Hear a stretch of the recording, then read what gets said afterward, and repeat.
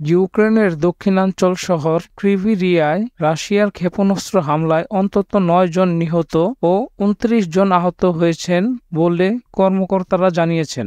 ইউক্রেনের attorney general দপ্তর জানিয়েছেন, বুধবার একটি আবাসিক ভবনে ক্ষেপণাস্ত্রের আঘাতে আহতদের মধ্যে ৫টি শিশু আছে। এর আগে ওই ভবনের ৪ বাসিন্দার খোঁজ পাওয়া যাচ্ছিল না বলে জানা গিয়েছিল। বিবিসি জানিয়েছে, জরুরি সেবা, পুলিশ ও স্বেচ্ছাসেবকরা এখন ধ্বংসস্তূপের মধ্যে তল্লাশি চালাচ্ছেন। ঘটনাস্থলে প্রশিক্ষণপ্রাপ্ত উদ্ধারকারী কুকুর আনা হয়েছে। ক্রিভিরিয়ার প্রেসিডেন্ট ভ্লাদিমির জেলেনস্কির নিজ শহর।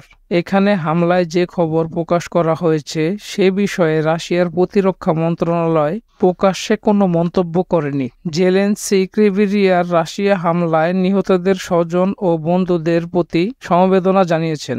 এক বিবৃতিতে তিনি বলেন, প্রতিদিন প্রতি ঘন্টায় রাশিয়ায় সন্ত্রাস প্রমাণ করছে যে ইউক্রেনীয়দের তার আশীর্বাদ সঙ্গে নিয়ে বিমান প্রতিরক্ষা ব্যবস্থা জোরদার করতে হবে। ইউক্রেনের জরুরি পরিষেবা ডিএনএস এর পোস্ট করা ভিডিওতে দেখা যায়, আহত এক নারীকে ধ্বংসস্তূপ থেকে তুলে স্ট্রেচারে করে নিয়ে যাওয়া হচ্ছে। হামলার পর ক্রিভিরিয়ার ওই এলাকায় আগুন ছড়িয়ে পড়েছে। স্থানীয় দলকর্মী আগুন নিয়ন্ত্রণ আনার চেষ্টা করতে দেখা গেছে।